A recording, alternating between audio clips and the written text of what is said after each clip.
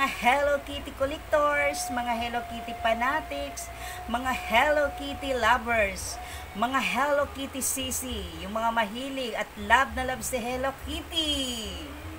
Yan, share ko lang, flex ko lang yung aking pinaka-paborito na set ng plato, plates, na may saucer siya. Yun, parang basta set siya. Yun. Ito siya. Nabili ko rin po ito sa Japan. Sa Japan ko to nabili. Yan.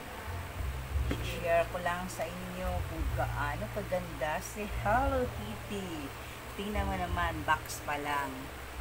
Dito, Hello Kitty. Ayan. Share ko lang ha. Oh, si Hello Kitty. Babasagin po siya. Sa Japan ko po siya nabili. Ano ba nakalagay dito? Si Hello Kitty talaga. Hello Kitty Sanrio. Ayan. Talagang Hello Kitty Sanrio ang kanyang ano. Oh. Di ba? Ang ganda. Kaya lang nakakalungkot naman, mag-isa lang siya. Isa lang talaga siya na malaki. Isa lang siyang malaki pero set siya. Ayan si Hello Kitty. O diba? Ayan lang talaga.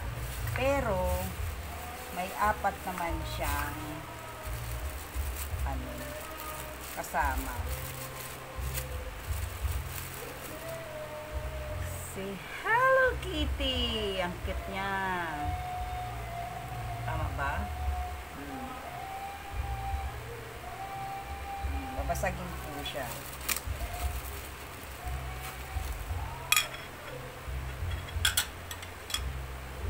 Ayan. Si Hello Kitty pa din. Babasagin po siya. Bali, ano siya, 5 piraso. Pangatlo, pang-apat pa lang siyang susi. 5.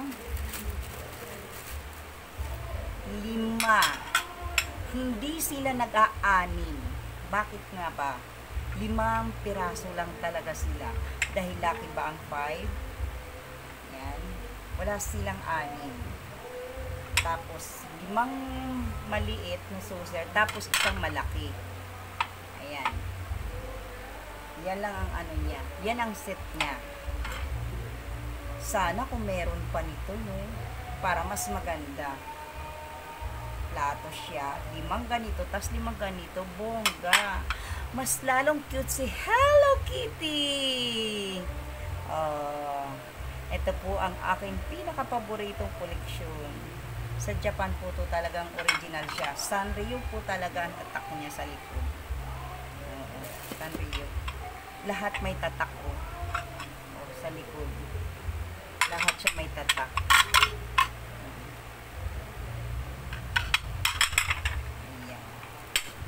Yan ang aking pinaka-paboritong Hello Kitty. Thank you for watching mga Hello Kitty sisi.